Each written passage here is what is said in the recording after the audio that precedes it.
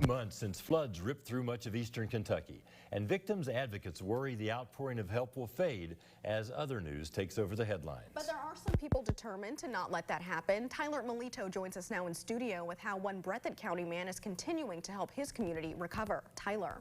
Marvin and Imani, good evening. There are two types of people in this world: those who say they're going to do something, and then those who actually do it.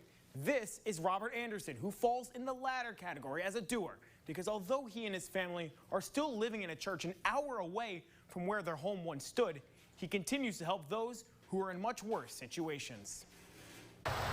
I'm a country boy, and I was raised old school, respecting your elders and helping your family. Well, it also says, you know, do unto others as you want them to do unto you, and love yourself as your neighbor. Robert Anderson knows what the people of eastern Kentucky need because he calls Breathitt County home. This was his house when the floods first hit. And here it is now. Despite what he and his family have gone through, Anderson wants to help those who are in much worse situations. A man and woman with 6 kids were living in a tent. Their home had been totally wiped out. The kids were wearing t-shirts down past their knees. To see a family sticking together like that, yeah, it warms your heart, but the struggle, you know, they were needing food. One of the biggest concerns Anderson has for people who are still homeless is that temperatures continue to drop.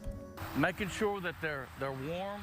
You know, these kids need thick socks, jogging pants, sweatshirts, sweaters, coats, blankets, you know, and winter's just around the corner. Anderson also wants to make sure that as time goes on and the attention of the general public shifts elsewhere, that the region does not get forgotten. Just keep your heart focused on children. That's where my heart is right now, is the children that are displaced, not knowing where their home is, where it's going to be, and the mom and dads that are struggling, trying to keep food on the table. And I'm not going to stop until everybody gets the help they need. I will not stop. Anderson says the recovery process is going to take several years. If you are interested in donating, he plans to deliver as many donations as the truck can hold. And if there are more, he'll do it all over again. You can drop off items at Rose and Jim's Bar and Grill on Georgetown Road in Lexington. For Fox 56 News, I'm Tyler Melito.